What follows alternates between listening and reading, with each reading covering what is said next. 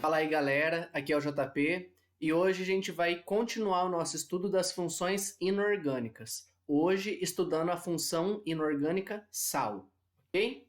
Bom, quando a gente fala de sal, talvez você venha à sua mente, primeiramente, o nosso sal de cozinha, de fato, ok? Ele é, eu acho que o melhor composto para representar toda essa classe. Mas tem muita coisa aí para a gente conversar um pouquinho. Vamos lá então, vamos definir o que é um sal. Então, baseado no que a gente já estudou com relação aos nossos ácidos e bases, agora a gente vai conseguir definir também para Arrhenius o que vai ser um sal. Então, um sal é todo composto capaz de liberar pelo menos um cátion diferente de H+, e um ânion diferente de OH- em água.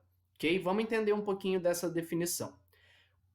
Na definição de ácidos, a gente viu que ácido é todo composto que libera H+ em água. Só que esse H+ é o único cátion que é liberado, tá certo? Aqui eu posso inclusive liberar um H+, só que eu preciso ter, além desse H+ liberado em água, eu também preciso ter um cátion diferente de H+.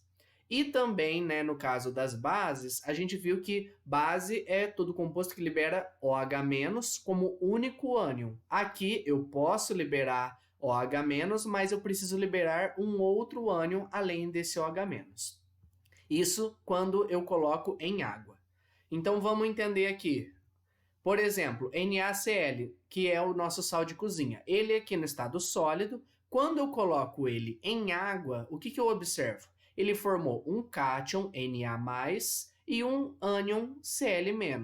Perceba que é um cátion diferente de H+, e um ânion diferente de OH-. Então, esse composto é um sal. Outro exemplo, CaOHBr.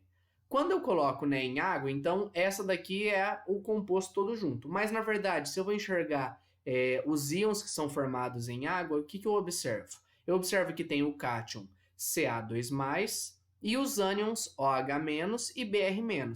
Perceba que esse composto não é uma base, porque eu liberei outro ânion além de OH-. Está aqui, ó, Br-. Então, eu posso liberar OH-, mas eu tenho que ter outro ânion também. Assim, eu tenho aqui um sal. E também NaHSO3. Perceba que eu libero o cátion Na+, e também o cátion H+. Então, eu tenho aqui dois cátions. Um deles é o H+, só que eu tenho outro cátion além do H+. Então, por isso que ele não é um ácido. E eu tenho o meu ânion SO3 2-. Ok? Então, eu posso liberar H+, OH-, mas eu tenho que ter coisas diferentes, tá certo? Isso é um sal para Arrhenius. Então, se você entende bem o conceito de ácido e de base, agora é uma consequência entender esse conceito dos sais. E vai ser importantíssimo retomar algumas coisas para a gente entender agora essa nova função. Vamos ver agora algumas características dessa função inorgânica.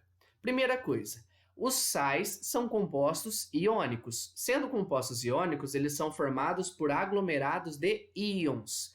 Lembrando lá da nossa aula de ligação iônica, basicamente uma ligação iônica é formada por um metal com um ametal. E de fato a gente observa isso nos sais. Mas a diferença é que aqui então eu posso falar que 99,9% dos casos eu tenho metal com ametal. Eu peço cuidado aqui para um caso, né? Por isso que eu coloquei aqui em geral. Quando eu tenho o cátion amônio, né? A gente já viu lá nas bases qual é esse cátion, ele vai aparecer na nossa aula aqui também, mas o cátion amônio não é um cátion metálico.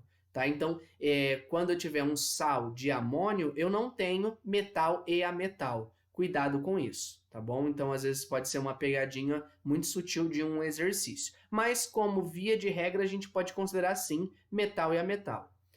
O que você pode considerar em todos os casos é que eles são compostos iônicos, formados por um conglomerado de íons.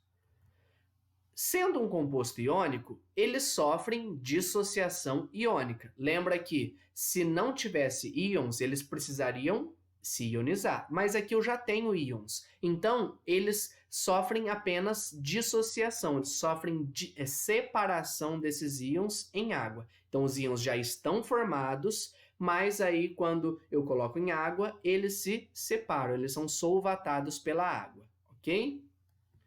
Eles também são eletrólitos em solução aquosa. Lembrando que ser eletrólito significa que eles conduzem eletricidade. Por quê? Porque eles vão ter carga, né? São íons, então eles têm carga e essa carga tem mobilidade em água, ok? Por isso que uma solução de sal de cozinha é capaz de conduzir eletricidade, como a gente já viu na nossa aula de eletrólitos. Também, por serem compostos iônicos, eles possuem altos pontos de fusão e ebulição. Lembrando que nas nossas interações, né, do que a gente já estudou de interações intermoleculares ou mesmo dentro das ligações químicas, a gente sabe que a ligação iônica tem uma atração muito mais forte do que, por exemplo, uma interação do tipo ponte de hidrogênio. Sendo uma interação muito forte, é difícil separar esses íons quando eu estou falando, por exemplo, em fornecer energia para passar para o estado líquido. Então, por isso que eu não consigo derreter o sal de cozinha no forno convencional em casa, né? Se eu ponho sal numa panela e esquento essa panela, a energia que o fogão de casa libera não é suficiente para derreter, porque eles têm alto ponto de fusão e ebulição. Assim, os nossos sais são sólidos à temperatura ambiente, ok? Então, a gente vai encontrar diversos tipos de sais, mas todos têm em comum a característica de serem sólidos, uma vez que têm altos pontos de fusão e de ebulição, ok?